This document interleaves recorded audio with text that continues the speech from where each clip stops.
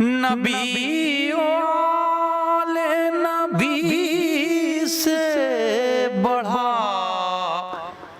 وقار سخن، یہی سخن ہے حقیقت میں تاج دار سخن۔ بسم اللہ الرحمن الرحیم، السلام علیکم ورحمۃ اللہ وبرکاتہ۔ ناظرین، یہ خاکسار سلیم امروی آپ سے مخاطب ہے اور اس وقت ہم کربلا معلیٰ میں ہیں۔ اربعین 2026 کربلا معلیٰ میں کروڑوں کی تعداد میں مولا کے چاہنے والے یہاں زائرین آئے ہوئے ہیں، اور اس وقت ہمارے بیچ ایک بہت عظیم شخصیت ہمارے بیچ موجود ہیں۔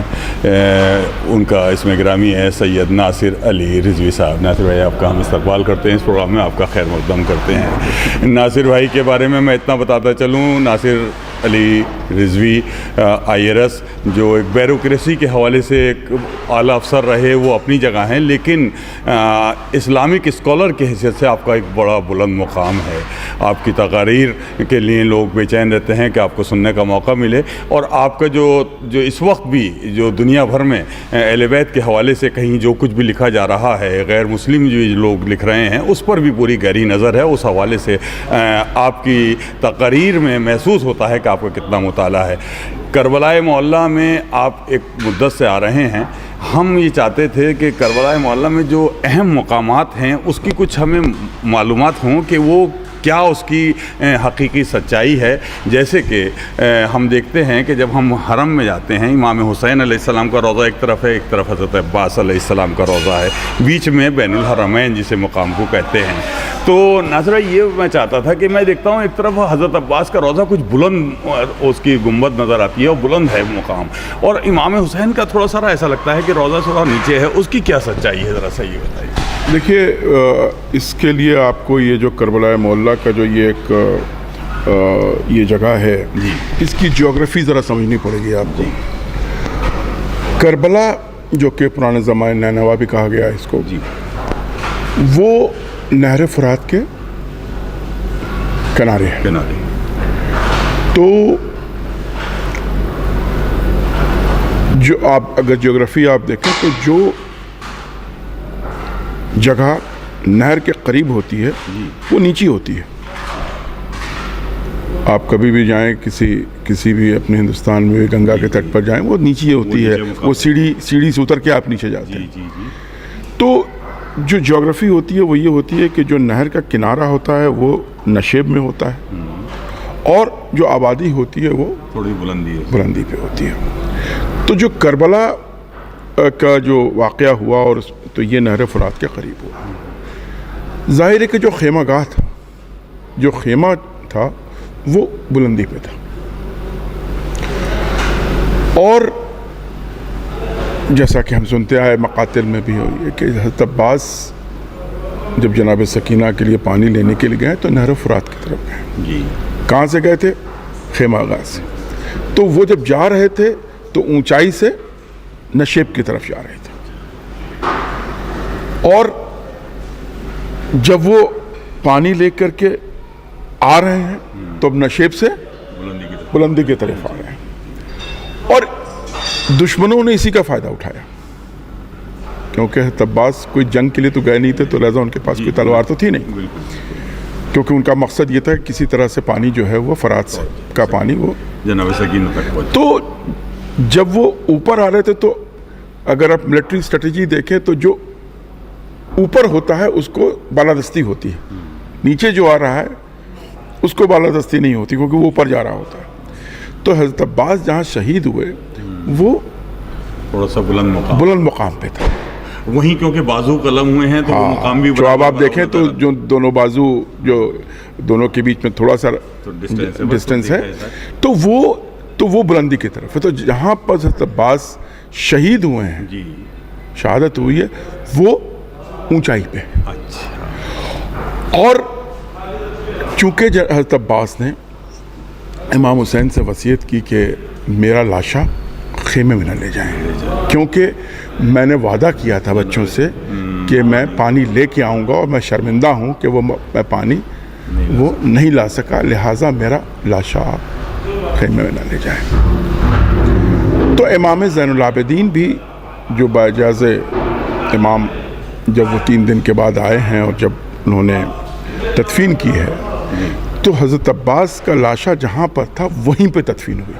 اچھا جی جی جی، یہ بھی ایک سوال ہوتا ہے کہ سارے شہداء جو ہیں وہ گنج شہیدہ میں ہیں طباس کے ہوں، تو طباس کا کہ وہ چونکہ ان کی یہ تھے کہ آپ ہمارا لاشا یہاں سے نہ لے جائیں، نہ لے جائیں، ان کی تھی وصیت اسی سے۔ تو حضرت عباس کو وہیں پر دفن کیا گیا۔ یہ امام حسین جب لڑائی لڑ رہے تھے جی، کیونکہ حجت خدا تھے، انہوں نے اب جو آخری خطبہ دیا تو انہوں نے کہا کہ میں تم کو معاف کرنے کو تیار ہوں، ابھی بھی تیار ہیں، سارا کچھ ہم نے کھو دیا، تم نے سب کو مار دیا، ابھی بھی معاف کر دیں اگر تم راہ راست پہ آ جاؤ۔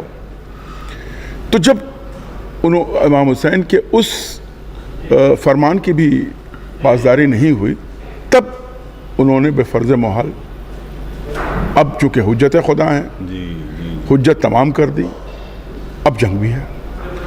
تو امام حسین کی جب جنگ چلی ہے تو اب امام حسین جیسا کہ ہم لوگ دیکھیں جب فوج بھاگتی تھی تو بہت دور تک چلی جاتی، کہا جاتا ہے کہ جو کوفہ کا در جو ہے، کوفے کا در ایسا نہیں کہ کوفہ، لیکن وہ شہر جب یہاں ختم ہوتا ہے کربلا کا، وہاں جو گیٹ تھا اس کو کوفے کا در کہا جاتا تھا کہ بھئی اس کے آگے کوفہ کی طرف جاتا ہے، جیسے باب بغداد کہا جاتا ہے وہ باب ہے، تو ایسی کوفے تو کوفے کے در کا مطلب یہ نہیں تھا کہ کوفے تک چلی جاتی تھی، جو کربلا کی حدود تھی وہاں تک چلی جاتی تھی۔ اور امام حسین کا طریقہ کار وہی تھا جو ہمارے سارے ائمہ کا ہوتا ہے کہ جب حضرت علی نے کہا کہ مولا آپ کو ہم چھوڑ کے جا رہے ہیں، آپ کو کہاں پائیں گے جنگ کے میدان، کہا کہ یہیں پاؤ گے تم، کیونکہ ہم نہ بھاگنے والوں کا پیچھا کرتے ہیں اور نہ ہم پیچھے آتے ہیں۔ تو امام حسین جب یہ فوج بھاگتی تھی تو کھڑے ہو جاتے تھے، پھر وہ کھو جاتی تھی۔ تو جب یہ جو ملٹری اسٹریٹجی ہوتی ہے، رقب ہوتا ہے اور اس میں جب جنگ شروع ہوتی ہے تو امام حسین کی جنگ جو ہے وہ ایک بلندی سے شروع ہوتی تھی اور اس کے بعد پھر وہ نشیب میں بھی جاتے تھے۔ تو اسی لیے تو امام یہ ہے مقاتل میں ہے کہ جب وہ فرات کے کنارے آئے تو انہوں نے کہا کہ عباس ولی اکبر کو پکارا کہ تم دیکھو ایک پیاسے کی جنگ تو دیکھو تم۔ تو جب امام حسین جب شاہ شہید ہوئے وہ فرات کے نزدیک تھا، تو وہ نیچا ایریا وہ نیچا، وہ نشیب تھا۔ تو یہ ایک ہم نے آپ کو ایک چوہدی بتائی کہ حضرت عباس جہاں شہید ہوئے وہ مقام بلند تھا، جہاں امام حسین شہید ہوئے وہ نشیب تھا، اسی لیے کہا تھا کہ وہ نشیب۔ اور آپ دیکھیں تو جناب سکینہ جس ٹیلے پہ کھڑی ہو کے یہ منظر دیکھ رہی تھی وہ 40 قدم، تو وہ اونچائی پہ تھا کیونکہ وہ ٹیلا تھا، ٹیلہ زینبیہ جو جناب زینب نے پورا، جو آپ اگر آپ کربلا معلیٰ آئیں تو آپ دیکھیں وہی 40 قدم 50 قدم کے فاصلے پر ہے، لیکن وہ ٹیلا چونکہ تھے نشیب میں، یہ نشیب میں تھا ٹیلا، لیکن ٹیلا اونچا تھا، وہاں سے وہ دیکھ رہی تھی۔ اور آپ وہاں پر اگر آپ مقام شہادت اگر آپ دیکھیں جہاں پر امام حسین شہید کیے گئے ہیں، امام حسین، ہاں امام حسین کے جو قبر مطہر ہے اس سے ٹھیک متصل ہے جہاں پر امام حسین شہید کیے گئے ہیں۔ اور وہاں سے اگر آپ دیکھیں تو جناب زینب کا جو ٹیلا تھا وہ پھر اب اونچائی پر نظر آتا ہے، اب وہاں سے دیکھیں تو اونچائی پر ہے وہ، کیونکہ وہ ٹیلا تھا، تو یہ نشیب میں اس لیے، تو یہ نشیب ہے۔ تو اب جب یہاں روضہ بنا تو بھائی ظاہر ہے کہ امام حسین کا جہاں پر قبر مطہر ہے وہ نشیب میں ہے، حضرت عباس کی قبر ہے اونچائی پہ ہے۔ اگر آپ کھڑے ہو جائیں بیچ میں تو آپ یہ دیکھیں گے کہ امام حسین کے اوپر جو گنبد ہے وہ نظر ہی نہیں آتا، وہ ایک دم نیچے چلا جاتا ہے، اور حضرت عباس کا اوپر نظر آتا ہے کیونکہ وہ اونچائی پہ ہے۔ تو یہی وجہ ہے کہ اگر آپ دیکھیں تو یہ بھی ایک دیکھیے ایک جغرافی ہے، اور تو اس وجہ سے یہ ایک جو کیونکہ دیکھیں ہمارے یہاں جو مقاتل ہے ایسے ہی نہیں لکھی گئی ہے، وہ آتھینٹک ہے۔ جب کہا گیا کہ امام حسین نشیب میں شہید کیے گئے تو امام حسین نشیب میں شہید کیے گئے، آج بھی وہ نشیب ہے، وہ نشیب ہے، وہ مقام دکھ رہا ہے، وہ یہ۔ اور حضرت عباس جہاں شہید کیے گئے وہ اونچائی پہ تھا، آج بھی وہ اونچائی پہ ہے۔ تو یہ اچھا دیگر مقامات بھی جو ناصر بھائی ہیں یہاں پر، جیسے مقام حضرت علی اصغر جو مشہور اور جناب علی اکبر کے، بالکل وہ بھی کیا یہ قتل گاہیں ہیں جو؟ دیکھیے اب آپ یہ سمجھیں کہ اب وہی ہم نے کہا کہ یہ اگر آپ کربلا کے نقشے کو ذہن میں لائیں جی اور جنگ ہو رہی ہے، تو جب جنگ شروع ہوتی تو کہاں سے ہوتی تھی؟ کہ خیمے سے نکلتے تھے. امام حسین سے اجازت لیا اور وہاں سے نکلے. خیمے سے نکلے. حضرت علی اکبر خیمے سے نکلے. اب جیسا کہ کہا مقاتلی میں ہے کہ امام حسین جناب علی اکبر کہہ رہے ہیں کہ بیٹا جب تک نظر سے اوجھل نہ ہو تب تک پیچھے مڑ کے دیکھتے رہنا. ایک باپ بیٹے کا ایک ایموشنل کنیکٹ ہے. بالکل بالکل. اچھا وہ نظر بھی آتا خیمہ گاہ اور یہ فرات راستے میں. تو اب کیا ہے کہ جناب علی اکبر جنگ لڑ رہے ہیں. اب جب جناب علی اکبر جنگ لڑ رہے ہیں تو ظاہر ہے کہ چونکہ جو فوج تھی وہ فرات کے کنارے تھی کیونکہ فرات کا قبضہ تھا، لہٰذا جتنی بھی جنگ ہوگی اب وہ فرات کی طرف ہوگی. اب ادھر سے کوئی گیا ہے خیمہ سے نکل کے تو فرات کی طرف. تو اس لیے اگر آپ دیکھیں کہ جناب علی اکبر کا جو مقام ہے جہاں پر انہیں سینے پر کھا کے جہاں شہادت ہوئی ہے تو وہ بھی فرات کے نزدیک ہے کیونکہ فوج تو وہیں پہ ہے. وہی تھوڑا سا فاصلہ ہے حضرت علی اصغر حضرت علی اکبر کا. لیکن آپ یہ دیکھیں کہ ایک طرف ہزاروں کی تعداد میں فوج ہے اور ایک تنہا آدمی ہے. آپ یہ دیکھیں کہ جو خیمہ گاہ ہے وہاں سے وہاں تک پہنچنا جہاں پر شہادت ہوئی ہے ایک اچھا خاصا وقفہ ہے اور ایک اچھا خاصا اس مسافت ہے. اگر آج ٹھیک ہے آپ پیدل چل کے وہاں سے چلے جاتے ہیں 15 منٹ 20 منٹ میں پہنچ گئے، لیکن جہاں ایک ہزاروں کی فوج سامنے کھڑی ہے اور جو آپ کو روک رہی ہے اور جتنی شہادت ہو رہی ہے وہ خیمہ گاہ سے کافی دور ہے. اس کے مطلب یہ ہے کہ آنے والا جنگ کر کے آگے بڑھ رہا ہے. یہ نہیں ہے کہ خیمہ گاہ کے نزدیک شہادت کسی کی ہوئی ہے، نہیں، سب شہادتیں وہ ہوئی ہیں جو خیمہ گاہ سے دور ہوئی ہیں. اس کے مطلب ہے کہ وہ فتح کر کے آگے بڑھ رہا ہے. یعنی فوج کو پیچھے ہٹایا ہے، دور تک پہنچایا ہے، وہاں تک ہٹایا. تو لہٰذا وہ ہے. اب امام حسین جب جناب علی اصغر کو لے کے چل رہے ہیں، وہ کس سے بات کر رہے ہیں؟ فوج سے کر رہے ہیں. فوج کہاں کھڑی ہے؟ فرات کے پاس کھڑی ہے. تو اب امام حسین بھی لے کر کے وہ ایسے جگہ پر پہنچ رہے ہیں جہاں پر فوج سے وہ مکالمہ کر رہے ہیں، ہم کلام ہیں ان سے. تو لہٰذا جناب علی اصغر کی بھی شہادت خیمہ گاہ سے تھوڑا دور پر ہے کیونکہ وہ بھی وہی فرات کے نزدیک ہے کیونکہ فوج وہی وہ مقام ہوگا جہاں پانی. بالکل بالکل نہیں، کیونکہ فوج وہیں پر ہے کیونکہ فوج کی وہ ساری جو قلعہ بندی ہے وہ فرات کے ہے. کیونکہ جو اس نے جو بسر سعد نے جو اسٹریٹجی بنائی تھی، دو ہی طرح کی اسٹریٹجی تھی. ایک تو یہ کہ کسی طرح سے پانی نہ مل پائے، تو لہٰذا انہوں نے فورٹیفائی کر لیا تھا. اسی لیے جس دن پہنچے ہیں اس کے دوسرے ہی دن فوج نے کہہ دیا کہ آپ یہاں سے اپنا خیمہ ہٹائیں. تو ان کی اسٹریٹجی 2 pronged اسٹریٹجی تھی ملٹریلی. ایک تو یہ کہ ان کو پانی ان تک پہنچ ہی نہ پائے، تو پانی نہیں ملے گا، کھانا نہیں ملے گا، تو بھوکے پیاسے ہوں گے، کتنے دن تک چلیں گے. اور دوسری چیز یہ تھی کہ ایک طرف سے اجتماعی جنگ ہے، ایک طرف سے کیونکہ جنگ جو حملے اولا ہے اس وقت تو کئی صحابی شہید ہو گئے. وہ بھی تو یہاں پر بھی دیکھیے اسٹریٹجی کیا تھی. جیسے کہ ہم نے کہا 2 اسٹریٹجی، ایک تو پانی بند کر دیا جائے، دوسرا ایسا کیا جائے کہ جب یہ نماز کا وقت ہو نا اس گھڑی ان پر حملہ کیا جائے. کیونکہ یہ فوج حسینی جو ہے، فوج تو ہے نہیں، کیا ہے 72 لوگ ہیں جو بھی امام حسین کے ساتھ ہیں، ان کو نماز کی حالت میں قتل کر دیا جائے کیونکہ وہ نماز تو پڑھیں گے انہیں پتہ ہی تھا. تو ان کی اسٹریٹجی یہ تھی کہ جس گھڑی وہ نہتے ہوں. زیادہ تر جو اصحاب حسینی مارے گئے ہیں وہ نماز کی حالت میں مارے گئے ہیں، اس گھڑی نہتے تھے. تو ان کی اسٹریٹجی یہ تھی کہ صبح کی نماز کے وقت زیادہ تر صحابی شہید ہو گئے. جو ظہر کا وقت ہے، جناب علی اصغر جناب علی اکبر ظہر کے وقت شہید ہو گئے ہیں، اور خود امام حسین عصر کے وقت. تو ساری اسٹریٹجی یہ ہے کہ ان تک پانی نہ پہنچایا جائے اور نماز کے وقت ان پر حملہ کر دیا جائے. اس سے ان کی منشا پتہ چلتی ہے کہ نہ یہ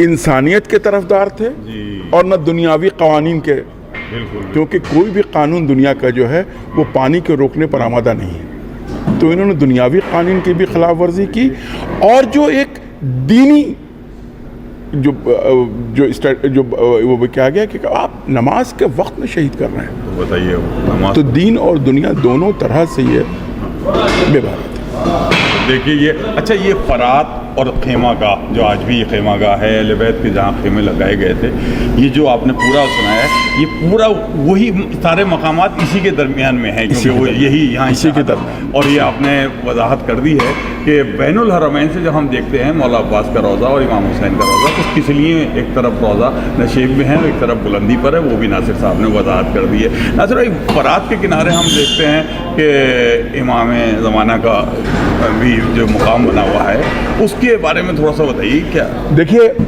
जो ख़ुद इमाम ने जो ज़ियारत नाहिया है, ख़ुद इमाम उसमें फरमाते हैं, जब उन्होंने ज़ियारत, क्योंकि ज़ियारत नाहिया इमाम ज़माना की और जिसमें उन्होंने खराज अक़ीदत भी पेश किया है, इमाम के औसाफ भी बयान किए हैं, उनके जो उन पर मज़ालिम हैं, बड़ा मशहूर है कि मेरे जत उस वक्त जब नज़ीम पे थे ना ज़मीन पे थे।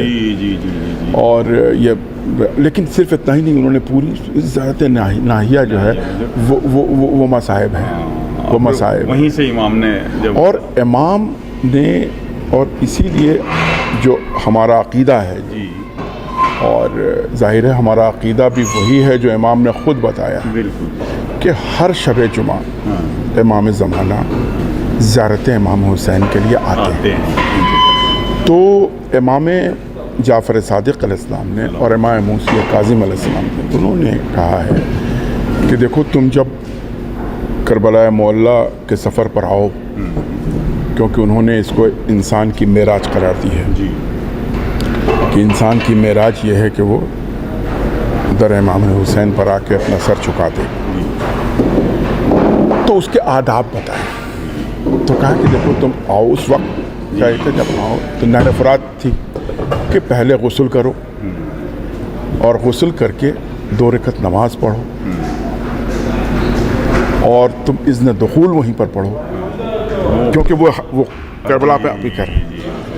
तो इमाम ज़माना और हमारे जितने आइम्मा जब आते थे तो उनका तरीक़ाकार ये था कि वो फरात, नहर फरात में गुस्ल करते थे, वहाँ से फिर वो उस मुकाम पर 2 रकत नमाज पढ़ते थे, और उसके बाद फिर इमाम हुसैन के थे। लिहाजा वो जो मुकाम इमाम ज़माना है वो जगह है जहाँ इमाम आके गुस्ल करके 2 रकत नमाज पढ़ के तब करबला और इमाम हुसैन के आते थे। अच्छा, इसीलिए पीछे मुकाम जो दूसरे इमाम का, हमारे इमाम जाफ़र सादिक़ अलैहिस्सलाम को 2 बाग तक वहीं ठहरते ही थे, वहीं ठहरते थे, उधर से फिर वही फरात से। तो वो तो जो मकाम इमाम ज़माना है वो मकाम आइम्मा है, क्यों वहीं पर हमारे आइम्मा जब भी आते तो हमेशा वो 2 रकत नमाज वहाँ से पढ़ के तब इमाम हुसैन के हरम तक वो आते थे, और इसीलिए वो मुतबर्रक जगह है, क्योंकि हमारे जितने आइम्मा यहाँ हैं उन्होंने वहाँ 2 रकत नमाज पढ़ी है। जज़ाकल्लाह। मैं नाज़रीन ये भी बताता चलूँ आपको, नासिर भाई ने बहुत तफसील से बता दिया है करबला मोहल्ला के हवाले से कि जो अहम ज़ियारात हैं, अहम मकामात हैं, उनकी क्या जो तारीख़ के हवाले से जो सूरत हाल है। मैं ये चाहता था नासिर भाई से आखिर में एक मुख्तसर से अंदाज में ये बताते चलें कि इराक़ में जब हम आते हैं ज़ियारतें करने, तो जो अहम ज़ियारतें हैं, अहम मकामात हैं, ख़ुसूसी तौर से नजफ़ में मौला कायनात का रोज़ा है जैसे, तो जो अहम मकामात हैं ज़रा सा उसके बारे में थोड़ा सा बताते चलिए। मतलब इराक़ में जब दाखिल हुआ मोमिन, तो वो कौन कौन से मकामात हैं, जैसे मौला का रोज़ा है उसके? देखिए, ज़ाहिर है कि इराक़ जो है वो, इसमें 2 नदियाँ हैं, दजला और फरात। पहली बात तो आपको ये बताएं कि इराक़ के लफ्ज़ी मानी क्या है। इमाम हुसैन कहीं कोई ऐसी जगह नहीं शहीद किए गए हैं जहाँ पानी की किल्लत थी। पूरे अरब वर्ल्ड में इराक़ ही वैसी ऐसी जगह थी जहाँ पानी की फरावानी थी। इराक़ का लुग़ती मानी यह है कि ऐसी जगह जहाँ पानी बहुत पाया जाता है, اس کو کہتے ہیں عراق.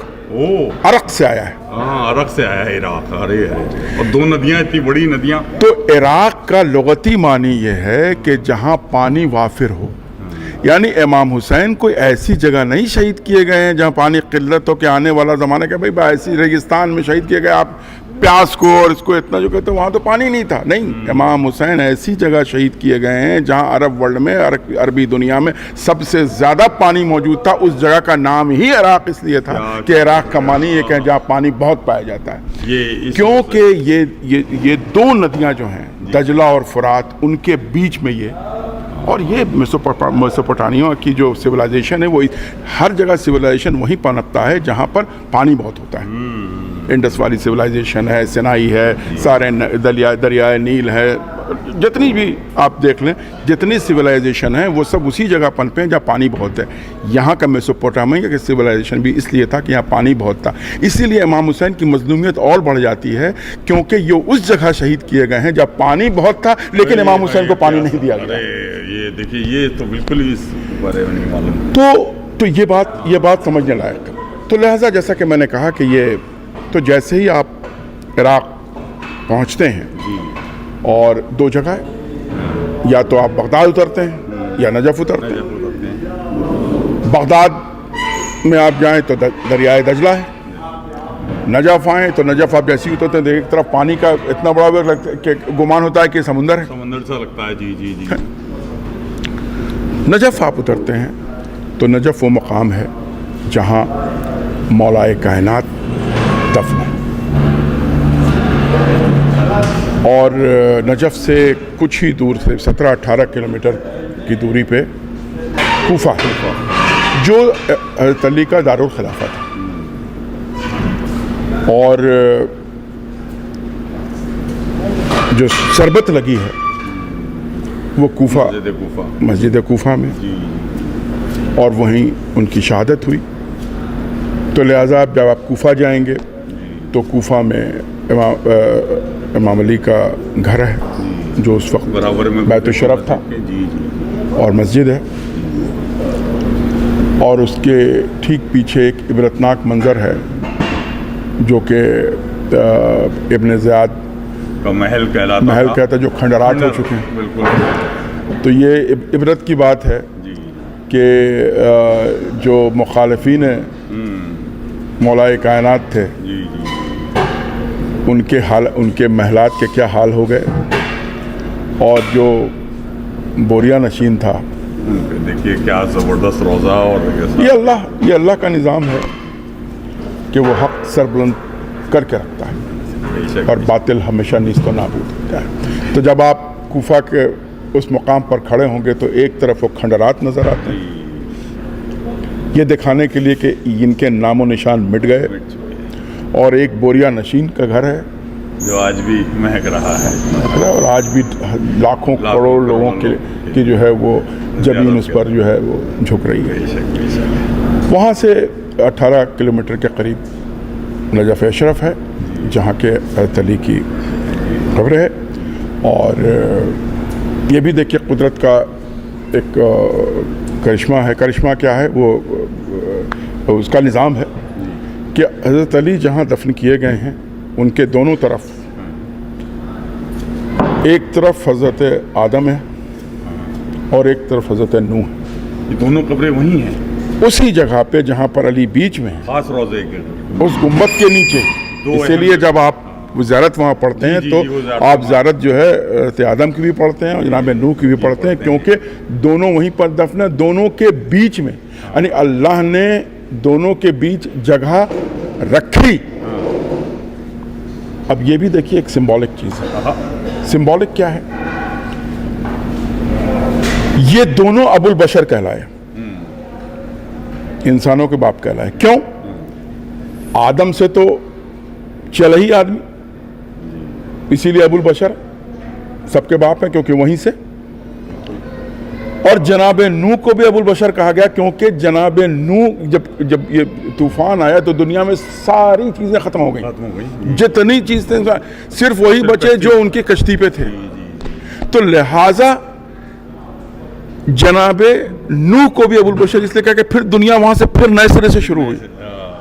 तो दो अबुल बशर जो थे उनके बीच में हजरत अली को दफन किया। क्यों किया गया? क्योंकि ये दोनों हैं अबुल बशर, लेकिन उनके बीच में अबू तुराब है, वो इनके भी बाप हैं। क्या आपने बहुत ही उम्दा तरीके से, कुरान ने ही तो कहा कि आबोगिल आदम मिट्टी से बनाए गए ना, यहाँ नूह भी मिट्टी से बनाए गए ना। अब ये देखिए, अब दोनों जो हैं अबुल बशर हैं, वो आदमियों के बाप हैं, लेकिन इनके बाप अबू तुराब हैं। अबू तुराब हैं, तो ये क्योंकि इनको बनाया गया जिस वो तुराब, और इसीलिए अली को अबू तुराब कहा गया। तो अबू तुराब को बीच में रखा गया और दो अबुल बशर को नाम है। ये फजीलत बहुत अच्छे आपने उसकी वजाहत कर दी। वाह वाह। अब इसी के ठीक आप मुत्तसिल देखें तो वादी उस सलाम है, दुनिया का सबसे बड़ा कब्रिस्तान। मतलब अगर स्पेस से देखा जाए तो कुछ ही चीज़ें दुनिया की नज़र आती हैं, उसमें एक जी जो बहुत बड़ा एरिया है। कितने नबी रसूल अकाबरीन ये सब यहाँ दफन ता हद नज़र, ये भी एक मकाम। तो ये नजफ का ये है। अब आप नजफ से चलते हैं तो आपने देखिए कूफा हुआ, कूफा में मस्जिद सहला है, मस्जिद हर की अपनी अपनी हिस्ट्री है। जनाब मीसा में तम्मार का है, जनाब मुस्लिम इब्न अकील का है, जनाब मुख्तार सखफ़ी का है, क्योंकि कूफा की भी एक हिस्ट्री रही है, क्योंकि वो दारुल खिलाफा रहा है। और करबला भी कहीं ना कहीं वो कूफा से ही वो रास्ते में है। करबला जो है वो कूफा के रास्ते से ही निकल के आ रही है। इसी वो पहला शहीद करबला का जो है वो कूफे में हुआ है, जनाब मुस्लिम करबला का पहला शहीद वो कूफा है। तो ये फिर आप करबला मोहल्ला आ जाते हैं, और करबला मोहल्ला जैसा कि हमने आपको बताया कई मकामात हैं, छोटे छोटे भी बहुत मकामात हैं जहाँ पर इमाम हुसैन और उमर इब्न साद वो आशूर के शब आशूर जो है वो एक मुलाकात हुई है। इमाम हुसैन चाहते हैं कि जंग टाली जाए, क्योंकि हमारे आइम्मा जो हैं वो जंग के तरफदार थोड़े हैं, क्योंकि अल्लाह ही नहीं जंग चाहता। वो मुकाम तक महफूज है कि अल्लाह जो है सुलह चाहता है, खुली हुई। उसने जो विक्ट्री जो कहा है वो उसको कहा है जो सुलह हुदैबिया सुलह को कहा है। तो इमाम हुसैन तो जो हुज्जत है अल्लाह के, वो जंग थोड़ी चाहते हैं। तो लिहाजा आखिर तक वो जंग को टालने के लिए तो वो भी मुकाम है वहाँ पर देखने का है। फिर उसके बाद जनाब फ़िज़ा का मुकाम है जहाँ पर उन्होंने वो शेर को बुलाया वो पूरा मुकाम है। तो कई छोटे जनाब सकीना जहाँ पर जब इमाम हुसैन जब जा रहे हैं अपने आखिरी इस पर जब तो वो सुमो से लपटी हैं जहाँ पे, वो भी मुकाम है। हालांकि वो मुकाम अब बहुत हद तक जो तोसी हो रही है उसमें लेकिन महफूज है, वो है और उसे बड़ा कर दिया गया, वो है। तो बहुत सारे मकामात हैं, मकाम इमाम ज़माना जैसे कि आपने कहा, मकाम इमाम जाफ़र सादिक़ है, मकाम इमाम मूसी काज़िम है, कई मकामात हैं। करबला देखिए, करबला तो जहाँ आप आते, जहाँ पर आप बैठे होते हैं, कहीं पर भी, चाहे होटल में, वो सब एक हिस्ट्री को समोए हुए, वो शाहिद है, मुशाहिद है कि यहाँ 1400 साल पहले क्या हुआ था। ये सोचने की चीज़ है सिर्फ, और महसूस करने की चीज़। तो ये जज़ाकल्लाह। नाज़रीन, देखा आपने करबला मोहल्ला में इस वक्त हम मौजूद हैं, और 40-2026 अभी 2 रोज़ कबल 40 से ये सिलसिला चल रहा है, और हम लोग जो मशी करके इस सफ़र तक पहुँचे हैं, तो हमने चाहा कि नासिर अली साहब IRS जो हमारे बीच हमारी दरख्वास्त पर हमने चाहा कि करबला की कुछ हिस्ट्री के हवाले से, करबला के मकामात के हवाले से हमारे नाज़रीन को कुछ बताएँ। नासिर भाई ने काफ़ी हद तक उसको हवाले से और कूफे के हवाले से जिक्र किया, और लेकिन आप लोग जब भी अगर करबला मौला जो नहीं आया है वो खुद सोचे कि इराक़ अब दाखिल हो रहे हैं तो यहाँ पर कई इमाम यानी काज़मैन भी है, सामर्रा भी है, अगर हम एक एक मुकाम के हवाले से गुफ्तगू करें तो पूरा एपिसोड उसके लिए चाहिए। तो हम चाहते हैं कि सिर्फ अभी तो हमने चाहा कि करबला मौला के अहाते में जो पूरा करबला जो एक दायरा है पूरा, उसमें जो अहम मकामात हैं उसके हवाले से नासिर भाई कुछ बताएं। नासिर भाई ने पूरी वजाहत के साथ, और हम लफ्ज़ी मानी इराक़ जो है उसको जो दरियाओं से जो आम लोगों को नहीं मालूम इस बात की, लेकिन बड़ी अहम हमारी गुफ्तगू हमारी नॉलेज में इजाफा किया है। नासिर भाई हम तहे दिल से आपके शुक्रगुजार हैं कि आपने इस वक्त अपना बड़ा कीमती वक्त दिया और इस अहम मौजू पर आपने हमारे नाज़रीन को बहुत बहुत शुक्रिया, बहुत बहुत शुक्रिया।